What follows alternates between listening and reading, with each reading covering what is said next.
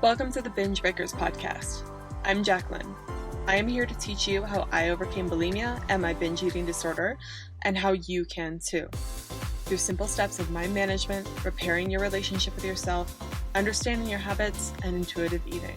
Disclaimer: this recording is not intended to be utilized as medical advice or a medical diagnosis.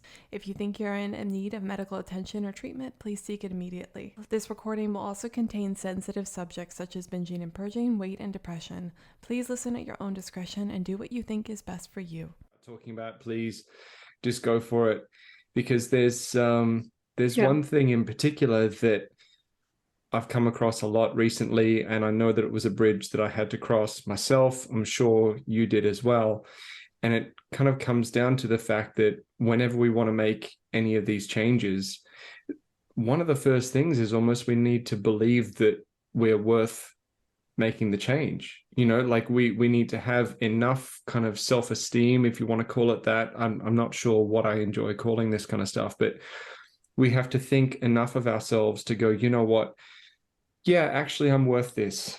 I'm going to say no to putting myself through daily shit fights with food for the rest of my life, because I'm worth more than that. And that can be quite a hurdle for some of us. Mm-hmm. What do you feel about that? It's funny you say that. And I know we prepped this podcast ahead of time, so it's going to seem like it's just coming out of left field. But when you said that, I immediately kind of disagreed. I was thinking back to my journey and what made me make the change. I didn't think much of myself. But I knew that if I basically was listening to other stories of people doing things that I didn't think possible and thinking I want a different life. So the change for me really came from selfishness, but when I made those changes, I started to think more of myself. But the main motivation for me wasn't necessarily like I think highly of myself or I think better of myself. It really was like, if I don't change how I'm thinking about myself, if I don't do anything differently, then my life's just going to keep being the same way. And so I still thought I was kind of not that great of a person, but I was like, we gotta start somewhere. But the act of actually being nicer towards myself and changing my thoughts about myself did in fact provoke more change and make me feel better, and then led to where we are today. That's really interesting, because even though you felt that way about yourself at that particular time, you felt you deserved better, a better life, or at least not to suffer, not to continue suffering in the way that you were. Yeah, well, and I'm so sorry. I feel like I'm just like blindly disagree with you. I didn't feel like I didn't know if I deserved it, but I knew I wanted it. Yeah. And something that helped me a lot, I think it's called maybe moral nihilism. I don't know, but it's a philosophy, but I don't really believe like people are entitled to anything. No one's entitled to anything. So I didn't really believe in deserving things. I just felt like this is the way it is, and I do want more. And I know that if I'm miserable here, so that's why I wanted to change.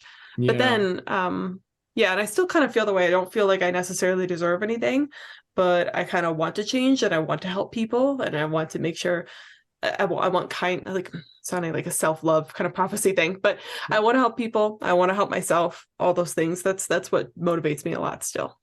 Now that you mention it, I've got to say that the things that started me on my path to change and treat myself better in terms of food, it definitely wasn't feeling like, oh, I'm worth so much more than what I'm currently experiencing. Like I'm worth a better life. I deserve better.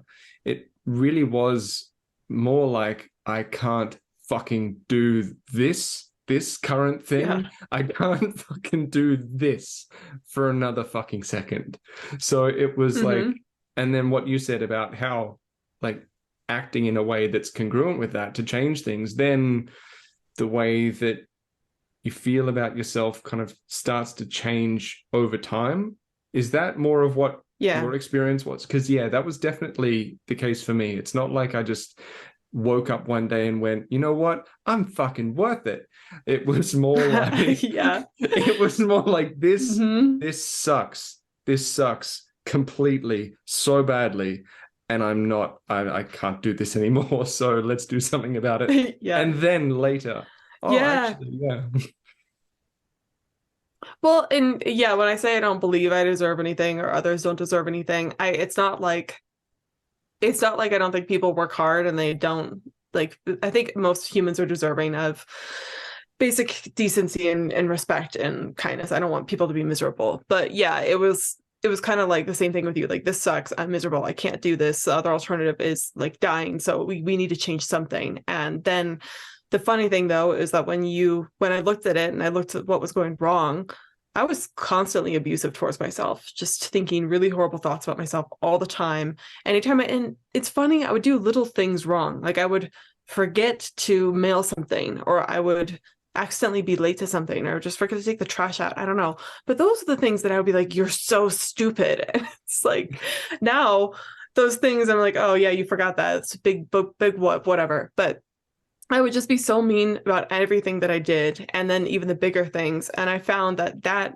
I thought that would motivate me, but really what it did is it ended up me just crying on the bathroom floor. So it really wasn't helping, and making me miserable to be around, and also miserable to be in my own body. And so I heard, I think, Corinne Crabtree talk about how the reason you're stuffing your face is because you are so mean to yourself all the time. And I don't think that's the only reason, but it really rang true for me. It's like, oh, every time I think this way about myself, every time I treat myself this way, I don't do anything productive. I just end up with, I don't know, a day-old pie from the grocery store and binging and purging. Doesn't work out. So I need to start changing those things. And that's what helped. So not so much going, oh my God, I'm worth so much more than this, as just recognizing that whatever the fuck is going on right now, this isn't working, not working on any level.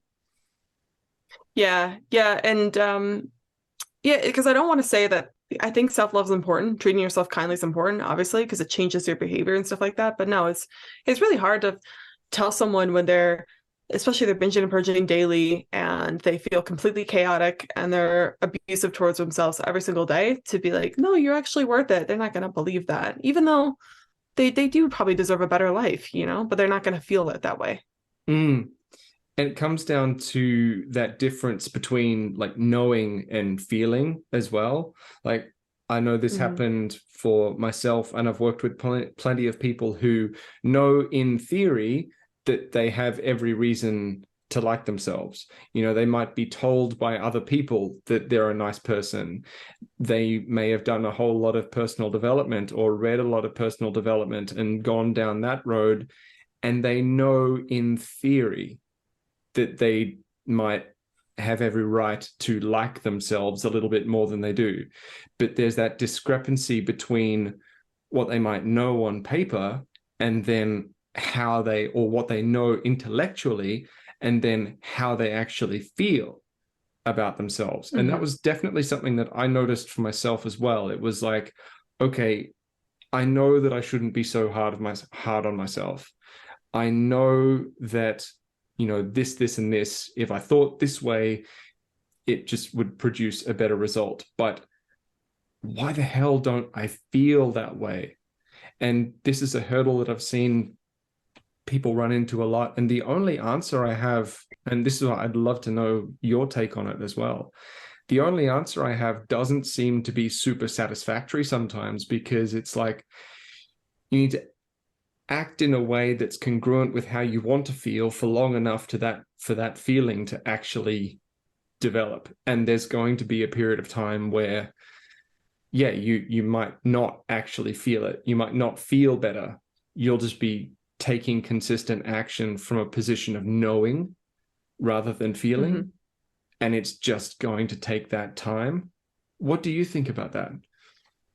Yeah, I agree quite a bit. I think there is a bit of hollowness to it as well, because it feels so like, oh, you just need to act the part and then you'll feel better. To someone who's struggling with complete low self-esteem issues and hating themselves, it's not going to sound very nice. But if they just stand in a mirror and say, I love you, it probably will feel extremely foreign and not right at all. The thing that I wrote down as one of our topics was showing yourself acts of kindness before thinking it, because I do believe that you need to practice thinking in a way that's nicer to yourself, but also you need to act the part. And through actions, that definitely provokes feelings. I think of it, I was talking a while ago with a client who really struggles with deep self-hatred. And we were discussing thoughts she could think differently about herself. Like, oh, Mhm. you know, your friends think this about you. Your wife thinks this about you. What, why can't you think that way? But then we also talked about how when she loves someone else, she shows them. She doesn't just think it. She Yeah. basically does things for them. Like if you're both of us in relationships, right? And if we just thought we loved our partner, but then we didn't do anything for them, they Oh, would think no. that they hated us, right? They Yeah. think of like, what, you didn't talk to them or anything. So you show them acts of kindness, and through that, the relationship's built. And also, you got to think about it this way too. If you're coming, if basically if you've been mean to yourself for a long time, you're basically telling your abuser, hey, we're going to give you one more chance, because you don't really have a choice, right? It's you. But you're not suddenly, if your abuser suddenly tells you, like, I love you, I'm going to change, I'm sorry, you're not going to believe them. You're Oh, going to be like dude. waiting. You were like, Mhm. no. I remember last time you Yeah. said this. Yeah, 100%. Yeah, think it like, Yeah. So it's like thinking it, but practicing it too. yeah, imagining it as like another person. Like, because, yeah, like, what would you trust and what wouldn't you trust in someone else? Yeah. If they had been acting a certain way for a certain period of time and then one day went, oh, don't worry, it's all turned around now. Even if they acted differently for that one day, after that one day, you'd be like, yeah, I still don't. We're going to need some more time, you know? Mm-hmm. Yeah, you'd need months, sometimes years to really change that. And I feel like I'm in a good place now where I trust myself completely with those things. But it took me a while to get there. And showing it's important to go over like, well, if you were to show yourself that you love yourself, what would you do? You probably wouldn't beat yourself up the second that you make some stupid small mistake. And you probably Mm, would give yourself more self-care time and do things for yourself, that sort of stuff. yeah. And that kind of ties into something we mentioned at the very start of this call in terms of, you know, for everyone listening, I just got back from a particularly difficult visit at the Mm-hmm. vet with our oldest pet. Uh, you know, she's still with us, but, you know, not for much longer. And Jacqueline asked me, you know, are you right to record this? Do you want to take a minute? Do you want to record next week? And the subject of self-care came up because it's like, no, because right now I'm acknowledging that there are certain feelings that will need to be processed, and there are certain feelings that exist in me that I will need to feel, that I need to process, that I'm not going to try and suppress. But at this moment in time, having this conversation, recording this podcast is my act of self-care for myself. It's, you know, just kind of writing everything off and going, you know what, screw it, I'm bailing. I'm going to tuck myself into bed for the rest of the night, and that's going to be it. Like, and, you know, if that was what someone else did because that was right for them, that's totally cool. But, Mm-hmm. you know, when we talk about the actions that we take that are in line with what we need, and doing those things for long enough to the point where we start actually believing ourselves in terms of what we're Yeah. worth. It's an interesting balance, what self-care can actually look like, and what caring for yourself can actually look like in different situations, because it doesn't always look exactly how we might think it's going to. Yeah. We think self-care, you immediately think of bubble baths and reading and some wine or something like that. And that can be self-care, but actually going to work, doing what you need to do, and you know, making money or taking care of your family or doing the chores, sometimes that can be just as sufficient as an act of self-care. I think it's a balance, right? Because you do need to feel emotions and process emotions. I always struggle with this, like, how long do you need to feel an emotion before it's processed? And then how soon should you just move on and keep on going? I tend to notice that if I'm feeling really burnt out, if I'm feeling really fatigued, then it's a sign to me that I'm not taking enough time for myself. It's just like Yeah. constantly waking up tired, then something's wrong. But if I feel good, then it's like you can just keep on going. And but yeah, I do think sometimes self-care, you can because like when you have something sad happen, like you had today, it is helpful to process that, right? But also sometimes Absolutely. when there's a death or something happening, getting back to work and getting yourself immersed in real life, taking your mind off of it, can be just as healthy for you Yeah. and good. Have you seen the new show Severance on Apple TV? No, I haven't. I've been binge Oh, watching okay. Gilmore Girls recently. What? I tried to watch the show. I couldn't do it. That's so funny, like Gilmore Girls. Well, I I think my wife just has some certain kind of quirks in common Taste. with like, yeah, she's got some of the same quirks as like one of the lead characters, and it's just kind of funny to watch her watch that and go, oh my fucking Oh, god, is that me? I'm like, yeah.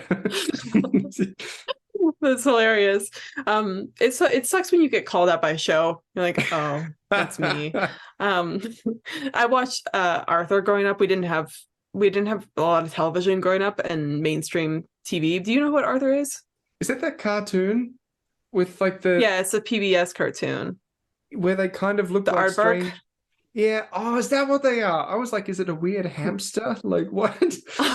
I think that they're aardvarks. I don't know though for sure because it's Arthur the aardvark. Anyway, his little sister DW. My boyfriend sent me a reel with her recently, and she was like upset about something and explodes in anger, and that was totally me growing up, and sometimes still is me now, like that little baby girl that like gets upset about things. I was like, oh, dang it, I feel very called out right now. But anyway, the main reason I brought it up was because Severance, the Apple TV show, for those of you guys that haven't seen it, there's spoilers, so get off the show. But they're basically they sever part of your brain so that when you're at work, you don't remember anything from your personal life and you're just at work. And then when you Wow. come home, you don't remember anything from work and you're in your personal life again.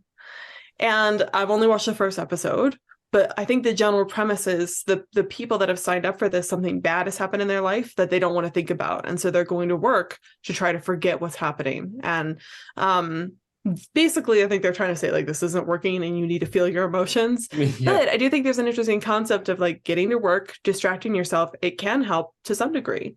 Yeah. 100%. Also, there's the feeling of accomplishment that kind of comes after doing something. Like, Yeah. I know definitely for me today, getting something done, contributing something just adds that little bit of a positive spark to what otherwise could have been just a really fucking dreary day, So sometimes, yeah. But at the same time, like we've talked about burnout a lot, you don't want to just suppress what you're feeling and whip yourself at work until you fall over. Like that's a whole other thing. Like there's some middle ground that we need to find between these two extremes. Yeah. It comes out to hurt you after a while if you don't pay attention to yourself. But yeah, I get a lot of accomplishment from the work that I do and everything. It makes my day a whole lot more positive than it would be otherwise. That's probably why in recovery, what's it? Alcoholics Anonymous, the 12-step program, one of the steps is helping others and giving back to others. I believe, I'm not quite sure, but it gives you this sense of purpose and happiness that you wouldn't get otherwise. And it does help you feel better. It gives you hope. It gets you out of your head as well. Like one of the key things in terms of like body image, especially, is create a kind of life for yourself that's just so much bigger than, looking at the scales and looking in the mirror and thinking that that's, my whole world. Like what we see so often when someone is struggling with body image, it's overvaluation of like weight and shape. It's when we're fixating on those things so much that everything else in our life falls by the wayside, and weight and shape is just at the forefront of our mind all the time.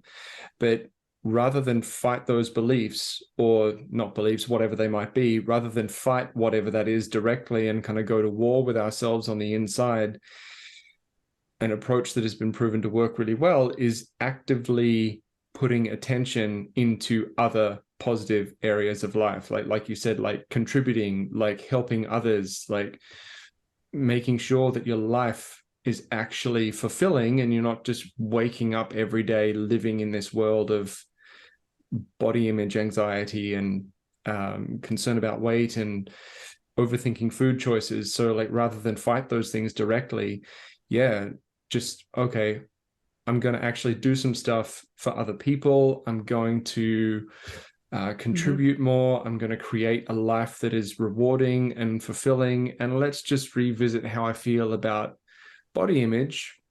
Let's put a pin in that and come back to that in a little bit, after investing some energy into some, rewarding avenues. Yeah. That's sometimes your whole life, and then someone tells you it's, you need to change that, you need to gain weight. You're not gonna want to give it up, right? Because it's everything to you. But I certainly agree.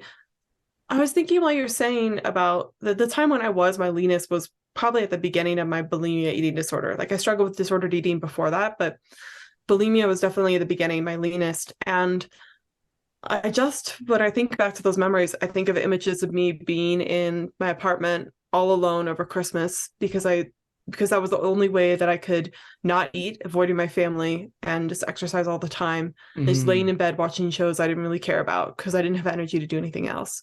And then also, I remember having a conversation one time with my boyfriend, and I was like, I brought up for the thousandth time that I had lost weight. And I was like, I look so much better. And I remember him he was kind, but I had probably brought it up so much. He was like, yeah, anyway. And it was this, I realized in that moment, and I didn't really pick it up till now, I guess, that I'm remembering, is like, that's all I was talking about. That's all I really cared about. And my world was very small and very hollow outside of that. And since doing everything that I've done, having a bigger world, like you're saying, has really helped me let go of that. Because I still have bad body image days. I'm sure you do too. And you're like, well, it's not the end of the world. It's not like I don't have anything else, and I'm able to move on. And someone in my group today, she even posted about how her image with body image her relationship with her body seems to be changing naturally, getting better naturally, because she's not focusing on it as much. And it just seems like if she has a bad body image day now, it's not as bad to her. It doesn't make her go back on her recovery just because she's been doing a lot better. For sure. A really good example of that I saw and actually repurposed for part of the content that I give to clients is like this pie chart. And if you can imagine, like 75%, like 3/4 of that pie chart being occupied with, body image concerns, whereas when we do other things, it's more of an even split. Imagine that. I'm doing a terrible job at trying to explain a visual on like this thing, but if 75% of that pie chart, 3/4 of it, is taken up with body image concerns, and we have a bad day in terms of body image, that's just going to be a straight up bad fucking day, because it's just the majority of that. It's the majority of what takes up our time and attention. Whereas if that pie chart was split like 5 ways and all the different parts are relatively even, so all of a sudden we're looking at something where if any one of those things went off the rails, or if any single one of those things just wasn't good for a day, then you've still got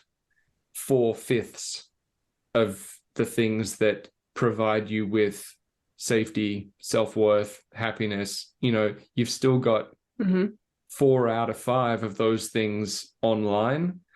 So you still can have a good day, even if body image isn't going well, or even if one of the other things isn't going well. So that's like if we manage to just invest in other areas then and do the work that, we're doing, all of a sudden, if we have a rough day in terms of body image, like, you and I have talked about, like, we still have them occasionally.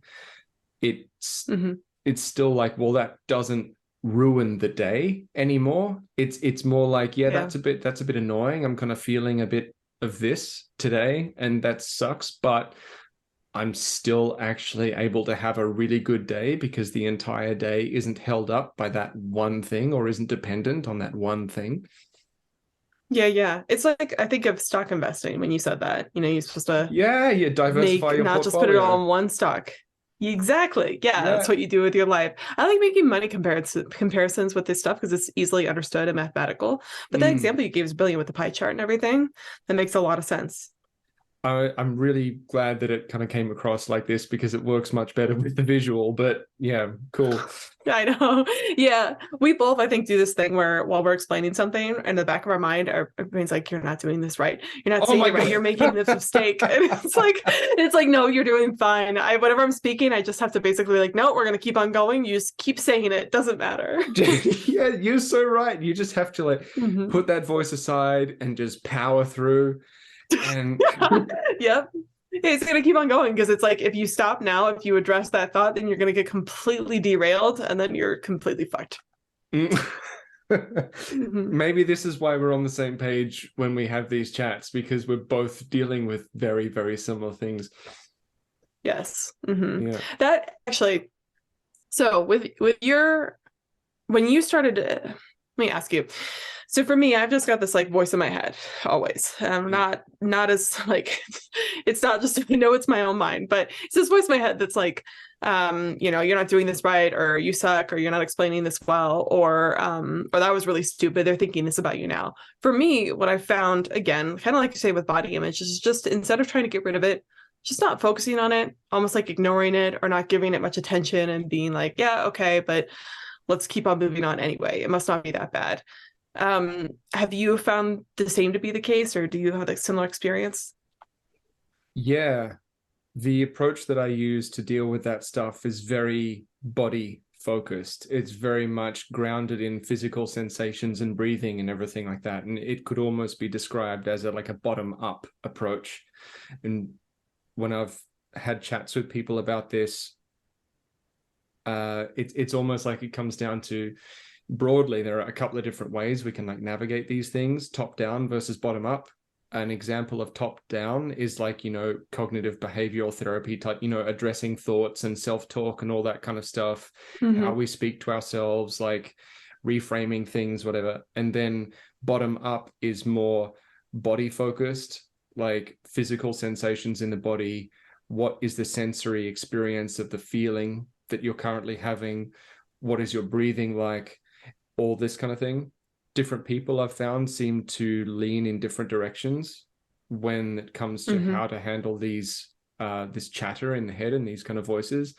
I'm very much bottom up focused, very much like body based. I find that trying to reframe things in my head and talk myself off ledges, sometimes it works, sometimes it doesn't, but often that just makes my thoughts kind of like snowball and start going back and forth.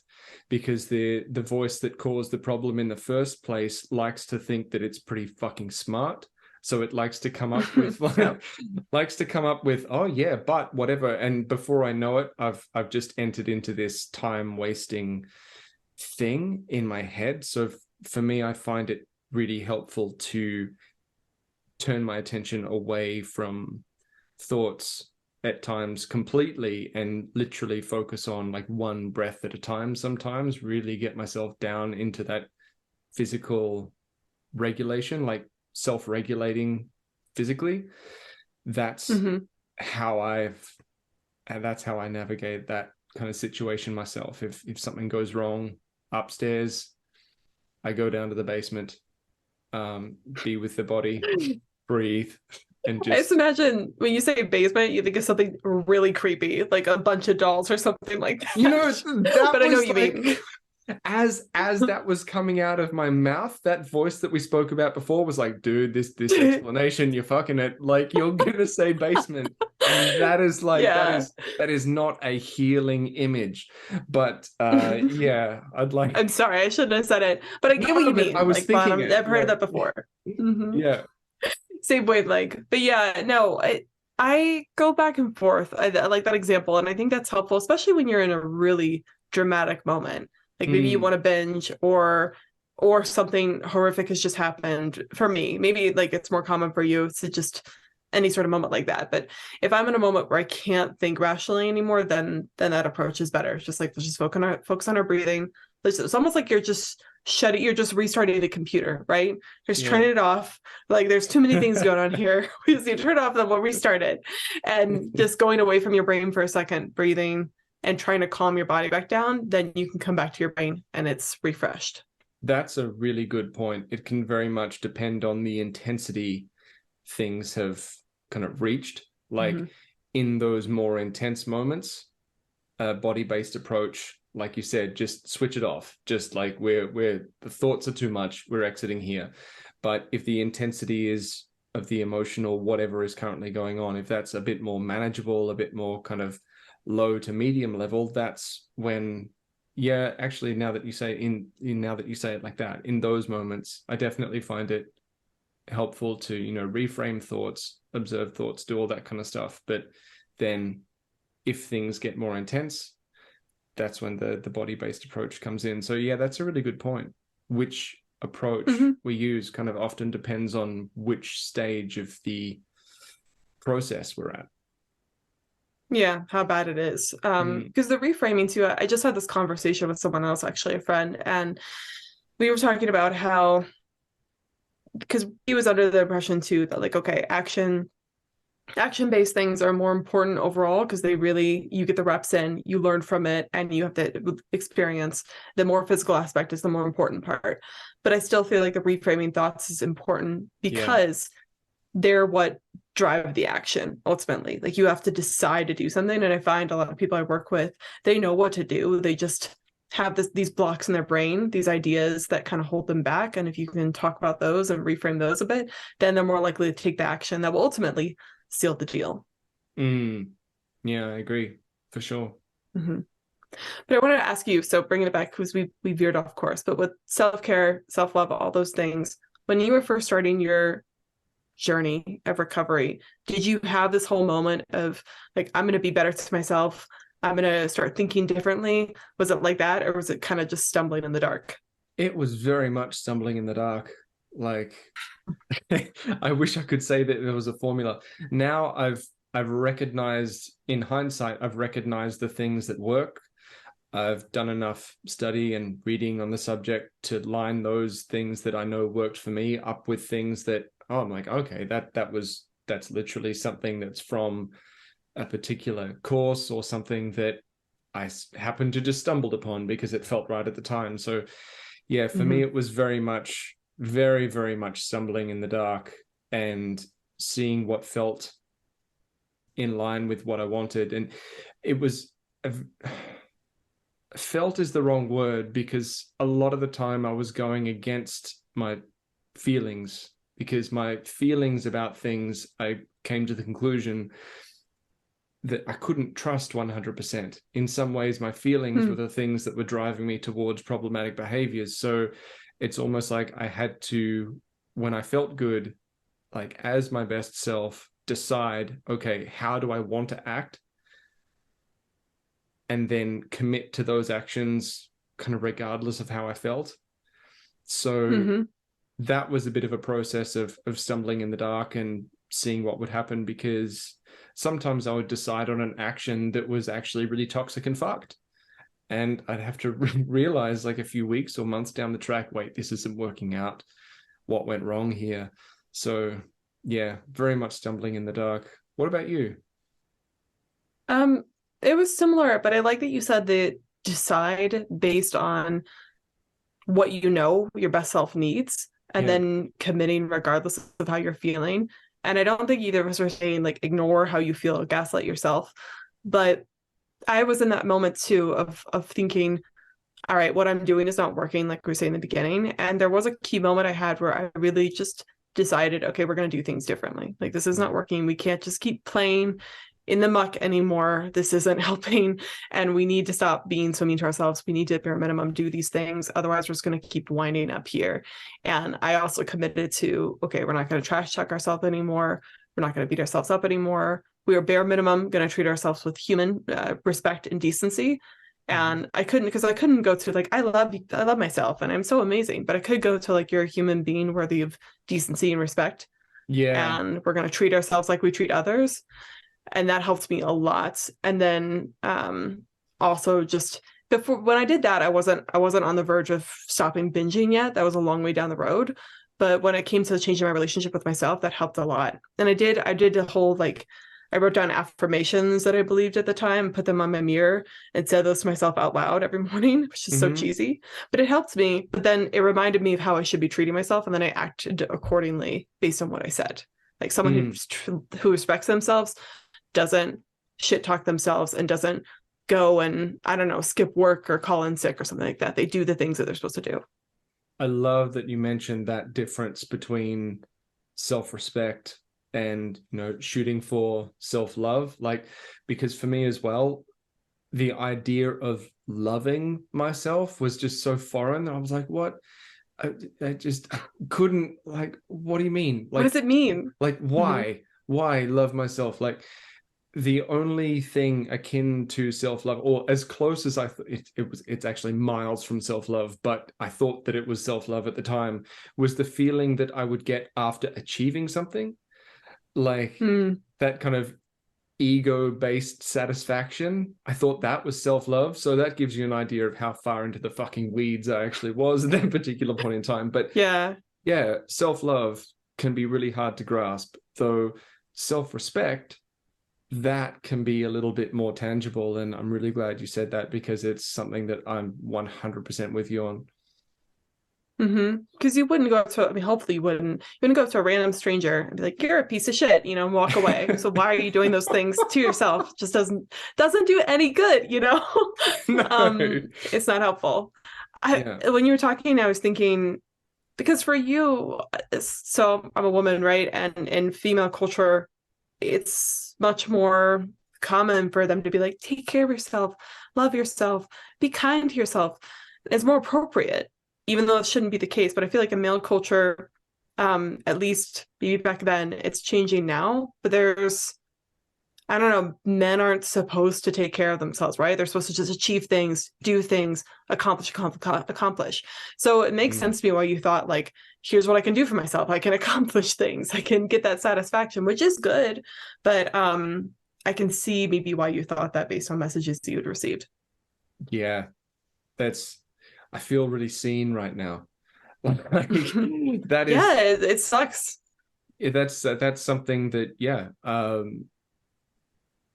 a lot of the guys I work with, they're in their 40s, some like early 50s. And yeah, we think this way, we act this way. There's not a lot of, hey bro, love yourself stuff going on. Like, I mean, there is some kind of coming out, but it's just such a foreign message that we don't really click with it. There's still a lot tied up in achievement and almost like earning the right to love yourself, but then it still becomes this weird, like, ego-driven thing. There's a lot of knots to untie there, like a lot, but we're chipping away at it. Yeah, well, especially with older males too, is even more ingrained in society then, of like, there's no self-care for men. Like, you just get on with it. Like, you just work and then it's fine. Get it's back a shame. to work. And You'll be all right. Right. And with females too, I think a lot of us think it's cheesy too. Like, the whole self-love care and be kinder to yourself, we think it's cheesy, but it's still, if some woman goes online and it's like, I'm choosing to love myself more, it's going to be more appropriate. It's going to be more well received than a man doing that, which is pretty messed up. But yeah, it's cool though, and saying that you, when you were trying to go on this journey of recovery, that you knew that something had to be changed and you had to treat yourself better in some capacity. So at least you had that knowledge despite what society was feeding you. Yeah. I think that initial spark did come from another guy. It didn't come from a guy saying, oh, you know, go love yourself. It came from a dude who, you know, he was in his 50s, great coach, great trainer, great athlete. And he said to me, dude, you need a meal. Like, it's like, in one way or another, it's not so much the words he said as the delivery. The delivery from him, it was very much that, like, almost like hearing something from your favorite uncle, like someone who genuinely cared, saying, you you deserve a meal, mate. Like, it's okay to feed yourself. And that was enough. That was, funnily enough, that was enough. Part of me got that message, even if it wasn't phrased in a way that was particularly flowery or whatever. It reached me at the time. And I think expecting guys to really embrace the whole self-love thing sometimes can be a little bit mismatched. But if we can, I do my best to work on communicating the message in a way that resonates, even if it's not quite in the way that people might expect it to be delivered. It's whether or not the message gets the feeling across, not so much getting caught up on the particulars of the message itself. So but you said it before too, like you just need a meal, you just need to eat. And so a few weeks ago on a group coaching call, it came up about how giving yourself food is one of the most basic acts of kindness you can do for yourself. And in culture, right, most cultures across the world, giving someone food is something you do as an act of kindness. It's a sign that you care. It's a sign that you love. There's a funeral, you bring food. Someone's happy, you bring food. And someone's like cold, lonely on the street, you give them some food, you offer them food. And it's because we know that we all need it. It's something that's very enjoyable and something that you do to people who need that need taken care of. And so him saying that, you really, like, feeding yourself is an act of kindness. It's an act of self-love and care, even though it doesn't seem like it, but it's one of the most basic things you can do. And when you aren't doing that for yourself, you're really neglecting and abusing yourself in a way. So it makes sense why that resonated with you. Yeah, you're so right. And well, thank you. As well, it's something that we, when we are struggling with food, we miss out on that social experience that you just mentioned. Like, there's so much that we do miss out on. Like, what was your first experience or one of your most memorable experiences of being part of a social situation where you noticed that you weren't thinking about food in the way that you used to? Like, what was your first experience, like post-recovery or during recovery, that you remember actually enjoying a social situation, not overthinking what was going on with food, and actually clocking that and realizing, like, wow, this is a different experience? So a bonding event between me and my boyfriend is pizza. We get pizza probably once a week. It's just something we do together. It's not even crazy nice pizza. So most of the time it's like Domino's pizza, which I like it. I don't know. It's fine. It's good. It's like, it's cheap, it's good, it's whatever. And it's something like we'll do it on a night where we're busy. Like yesterday was pizza night because we were both doing stuff. Anyway, we would, even when I was struggling with bulimia, we'd have pizza probably once a week or so. And that was always the trigger night for me. I was always like, please don't order pizza. I would tell him, like, don't order it, that sort of stuff. But he always trying to control what he ate. And he's like, he would think like, okay, well, I really want to eat the pizza. Can I just order some and you not have any? But I would always end up eating some anyway if he got it, right? Yeah. So during my recovery, we would have the Domino's pizza or whatever. And I would allow myself to eat it. I wouldn't binge anymore, but I would still eat it and overeat. And I would end up eating like a full pizza most of the time. And I would like eat it, but then I would keep going back for more and I'd be sick and all this sort of stuff. So it just wasn't a good experience. But I remember one time finally when he said, like, do you want to order pizza? And I was like, yeah, I mean, you can order if you want to. I was kind of sick of pizza. And I remember saying, like, I'm sick of pizza. And it just freaked me out. I was like, what is going on? How can I be sick of pizza? And even like last night when we had pizza, I was kind of like, yeah, this is good. I was hungry, but I wasn't so starved for pizza. It's like pizza is a very casual thing for me now. So I think that was one of the key moments. Even it wasn't a big social gathering, but it's just something that was such a bad thing for me in bulimia. Pizza was always really hard for me. And to be able to not even really want it that badly was a huge moment. Yeah, it's amazing when the texture of those experiences change. Yeah, it's not euphoric anymore. It's just pizza. It's like, this is good. I'm fine. I'm done. Awesome. Cool. Yeah, I was just wondering that. Yeah, well, with the, I think that people, when they hear this and they're going through bulimia, they probably think we're crazy, but you really do get sick of food over time. They lose their luster. I think we've talked about this before, but and it's nice now because I never am trying to control his food anymore. I think that changed our relationship dynamic too. I always kind of blame him for my food habits. Like, don't order this. And he's just trying to be a normal human being, like eat the pizza. It's not a big deal. But for me, it was this huge deal. And not having that drama with food in our relationship has made it a lot better. And I didn't realize it was so heavily impacting it, but it was. And I'd be upset over things because of it, that sort of stuff, where I'd just be weird around the food or nervous. And or I would do this weird thing where I would like pressure him to eat with me. If he wasn't hungry, but I wanted to eat, I'd be like, are you sure you don't want any food? I'll make some food for you. And he's like, I'm not hungry. But it was kind of like people pressuring people with alcohol, right? And I was like, I can't drink alone. I can't eat alone. So yeah, things are much better because of that, because of recovery with food.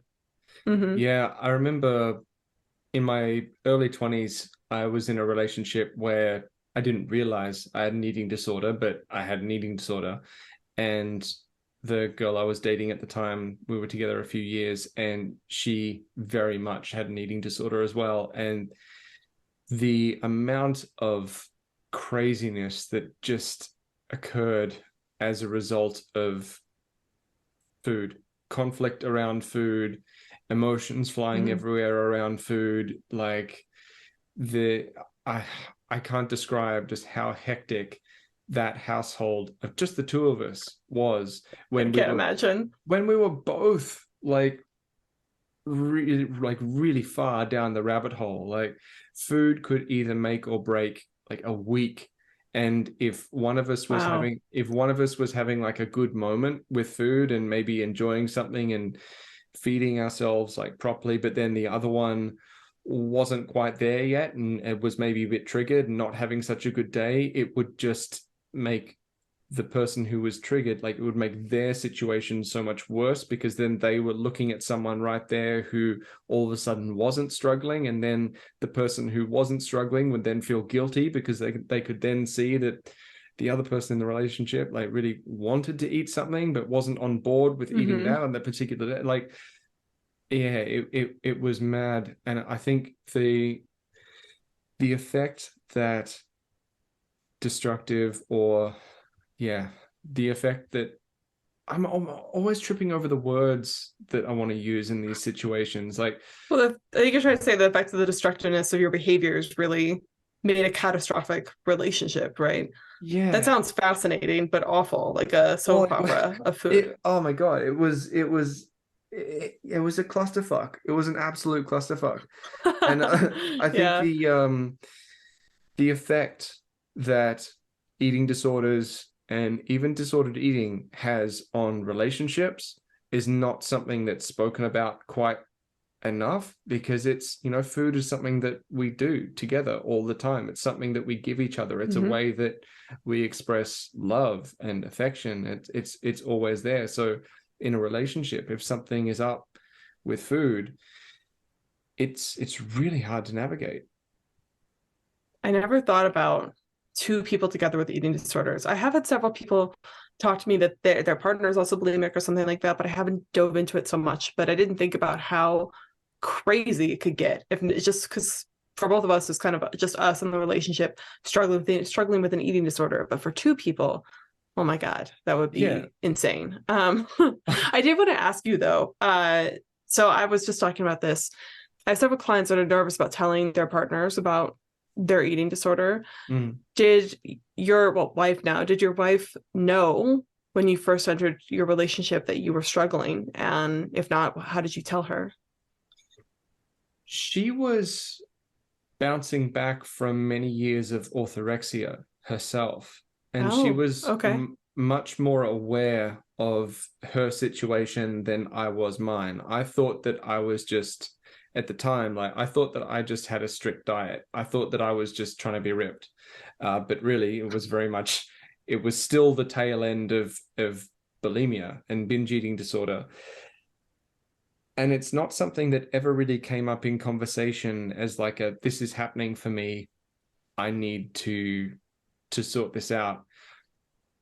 I think I've mentioned this story before. When we were first dating, we were getting a burger or something like that, and I noticed how much my mind just started spinning about food when I was like, I'm out on a date right now with this amazing person. I should be thinking about this. Why is my night all of a sudden kind of upended because she suggested we go have a burger? And that was a big moment for me to go, right, I'm going to sort this out. So that was something that happened really early on with me and my wife. Like, I just realized that something had to change and that I was going to sort it out. So it never really became something that a sit down conversation happened around. We've talked about it in hindsight, like we're aware of each other's histories and we chat about it, and obviously because we're both coaches.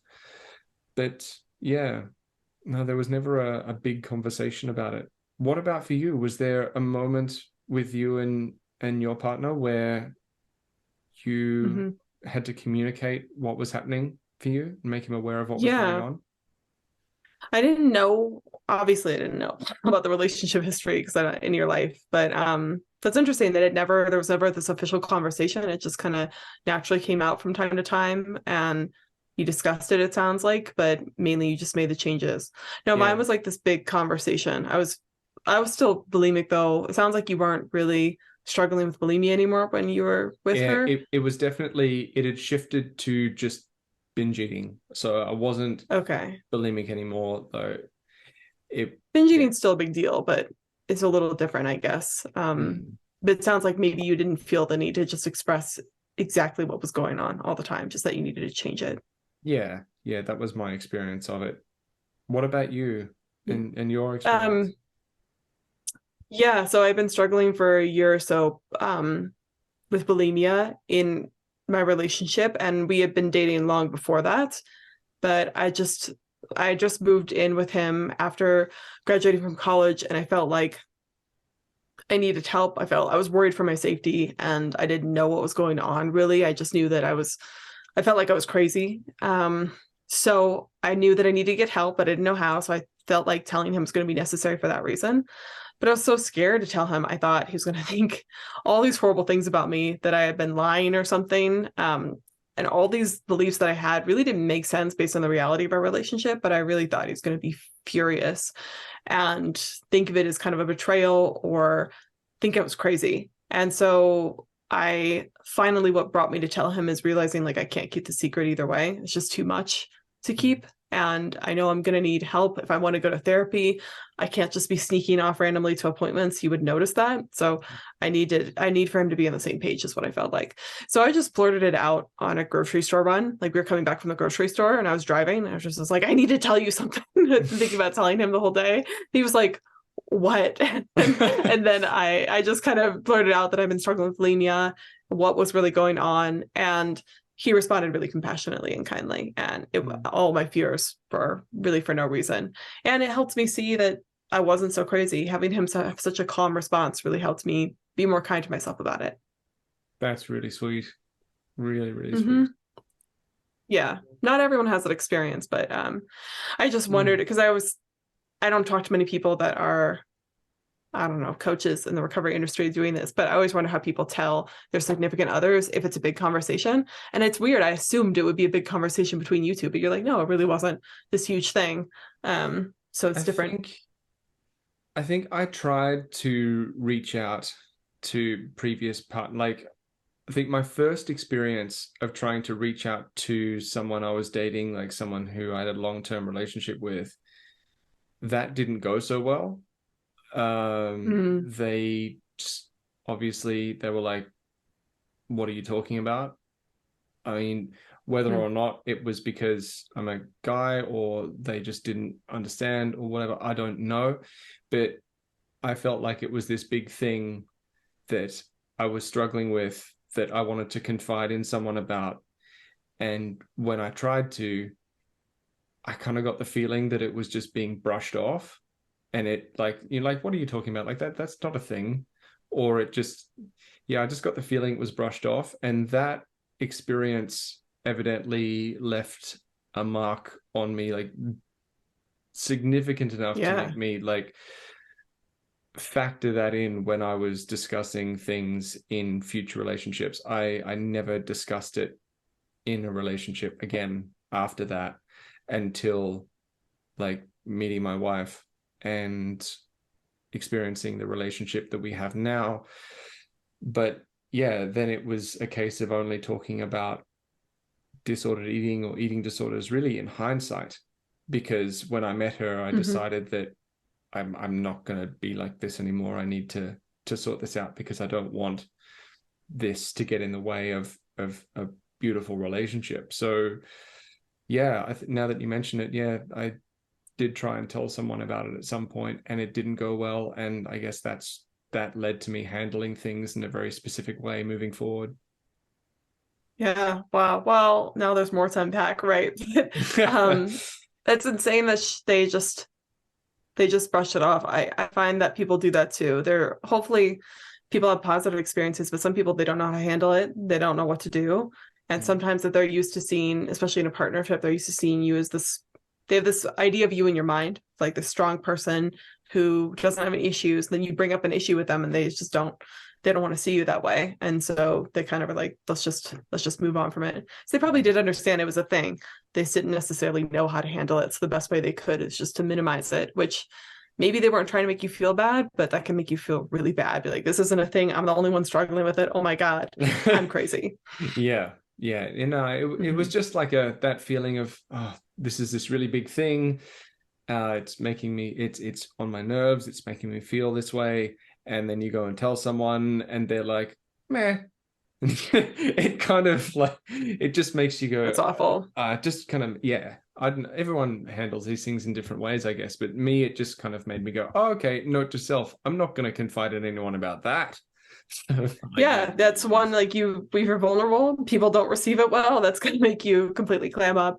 Not to, and I know probably you have to go soon too. Sure. But we just got Apple TV, so that's why I'm mentioning all these Apple TV shows. But that new show, Physical, have you seen that? No, I don't have Apple TV. I'm bouncing back and forwards between Netflix and Amazon. We just got Hulu, so now we're gonna explore those shows again. We bounce back and forth too, but there's a show on Apple TV called Physical, and it's about someone who has an eating disorder. So it's actually really interesting. But there's a scene in it where this man tries to tell his wife. It's set in the 70s. This man tries to tell his wife what he's struggling with, and he starts crying, and she's like, "You're fine," and then she just walks away, and it's like, oh God, that's awful. But she didn't want to deal with it, right? She's like, this is not his role. He's supposed to be the man of the household. He's supposed to be strong. That's not what it's about. And she just couldn't handle it. So she left. So it's really fucked up. I'm sorry you had a somewhat similar experience. Well, yeah, I wish it was a unique experience, though there are so many people out there, all genders, who've experienced something similar, just feeling the need to communicate something, being vulnerable with something, and not having that met with the gravity it deserves. It's a really difficult thing that unfortunately so many people experience. But the more good work we do, the more we put I was gonna say, I mean, you're putting yourself out there. I'm doing the same, and hopefully that helps people feel less alone, especially if they get maybe the wrong opinion from someone. They can see that it's still important. Absolutely. Dude, I'm aware of the fact that it's in the evening for me, so I've got fuck all to do now, whereas you've got a really busy day ahead. Is there anything that you want to chat about before we wrap up? Anything, even if it's like left of field? I know that we were supposed to talk mainly about self-love and self-care, but we kind of got derailed from it. But I guess I just end it by saying, like, self-care and self-love looks different to everyone. And I do agree with your premise that you should probably act in a way that suggests that you love yourself and respect yourself, and that may provoke feelings of love and respect, right, and being kinder to yourself. But if you feel like, I know a lot of people, they hate themselves so deeply that they don't even want to do that. But the thing that helped me most is realizing, like, it doesn't help anything to hate yourself. It really doesn't. Like, it just makes you miserable, just makes other people around you miserable. You're just digging that hole deeper. And I also think, since I don't really believe in entitlement, just like you don't, maybe if you feel like you don't deserve love, you also don't deserve hate. You're just this neutral thing. And if it helps to think about it that way, that can be helpful too. So that's what I would leave things on, I guess. I agree.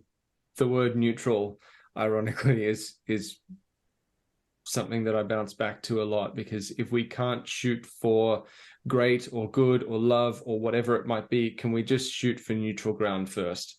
Can we just stop doing the things that are making the situation worse?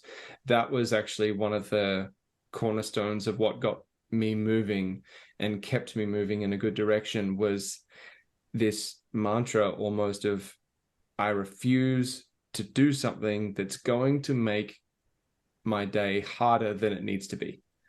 Like, I love that. I'm going to straight up refuse to do something that's going to make a tough situation worse. I'm not going to add any more shit to my plate. Something might be challenging enough. I don't need to add something to it. And there are so many ways in which that I can prevent extra shit from landing on my plate on any given day. So I think that's really important, what you said. Sometimes it can be enough to aim for neutral first. Just like, if you're in a hole, like, the first thing to do is to stop fucking digging, stop digging.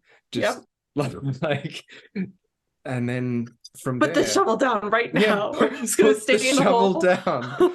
That's it. Yeah, you're just gonna be in the hole, but you're not gonna dig anymore. I like it. Yeah, stop doing shit that makes it worse at the very bare minimum, and sometimes that really helps people. And then when you stop doing all that stuff, you stop getting buried underneath it, and you can see a little bit more clearly. And that's when you can see that there's actually a ladder to get out of the hole. Just gotta climb it up. So we love metaphors, don't we? We're just all about the visual examples. I know, right? But yeah, like, when it comes to self-love, I think that's kind of I think we're on the same page in regards to that. Like, that's kind of the summary of it. Self-love is something that, there is so much talk out there about self-love, and it can become almost like unconstructive, because it puts this idea out there that, oh, we should love ourselves and we should. And I don't know about you, but I started thinking, does everyone do this? Do normal people walk around just going, oh, me? Like, I know, right? No. I'm like, fuck. If I do that, it's weird. Yeah. Geez. No, I think maybe normal people just go around and they don't necessarily think about how they hate themselves so much, that they think, and maybe they're just proud of themselves when they do something good, and they aren't so mean to themselves when they do something bad. And that's the extent of it. I feel like that's how my relationship is. I do love myself, but I'm the only person I have when it comes down to it, so I kind of have to. But I'm just not horribly mean to myself. I'm constructive when I do something wrong. And then if I do something right, I'm like, yay, good for you. And then we move on with our merry way. I love it very much. Although, real quick, I do have bad moments still. Like, sometimes that toxic voice still comes in. And if I notice it, I don't firstly beat myself up for having it. I'm like, oh, you're doing this again. Good for you. Like, you don't layer it on top of each other. But I try to just be like, you know what? I hear you, but like, this isn't helpful. Let's move on. If I do get caught up by that voice again, I just try to move on. I feel like it's super important to mention the nuance in what you just said. Like, the I hear you part of that statement sometimes can be essential. There's a really fine line between acknowledging something and just moving on and suppressing. So like, I've noticed, like, when we feel something or whatever, and we try to suppress things, they go, I don't feel that, I don't think that, I don't, whatever. When we deny the experience that we're having, it can throw fuel on it. Whereas when we're able to notice, like, look, I hear you, I notice that I'm experiencing this, but I can have that experience and still make a better choice at the same time. Yeah, absolutely. The more you try to bury something that's actually true for you, the worse it gets. And I find that even the toxic voice, there's a purpose to it. It's trying to protect you. It thinks it's helpful, and it feels like, okay, if we're just mean to ourselves, maybe we'll alter that behavior, or maybe this will make us not do this again. So even if it's not the most helpful way to do it, listening to that and understanding, like, oh, there's a reason you're here, that's really helpful to acknowledge, because then you can see, okay, what's the reason that you're here? Cool. All right. Yeah, I see you, but we're going to go about it differently this time. I think that's much more productive than just trying to pretend it's not real. 100%. Dude, I'm so aware that you've got a really busy day, and I better go cook. Yeah, well, also, like, I know you have time too. I'm like terrible in the evenings, so I commend you for being able to do a podcast this late. I was so tempted to have a coffee before this call to try and get my head really on point, but I have a day of like back-to-back clients tomorrow, and I can't afford to wake up after having not slept and being like, oh, hey everybody, this is the me that you get today. So I know. yeah. So sometimes when I drink those coffees at 5, or even 3, really, I'm like, I'm risking it all right now. It's just all gonna go downhill. But I'll probably do that tonight, but I can sleep in tomorrow, so it's fine. Yeah, it's like this wild decision. This is Jacqueline going Yeah. Jacqueline going rogue, having a coffee at 5 That's how you p.m. know you're an adult. Like, because as a little kid, drink caffeine all the time, but as an adult, you're like, woo, coffee past 3 o'clock. What's gonna happen? It's age, man. Anyway, but yeah, then you have to go. But it's been good talking with you as always. As always, mate. We'll chat again very soon. But yeah. Bye, Marcus. See you later.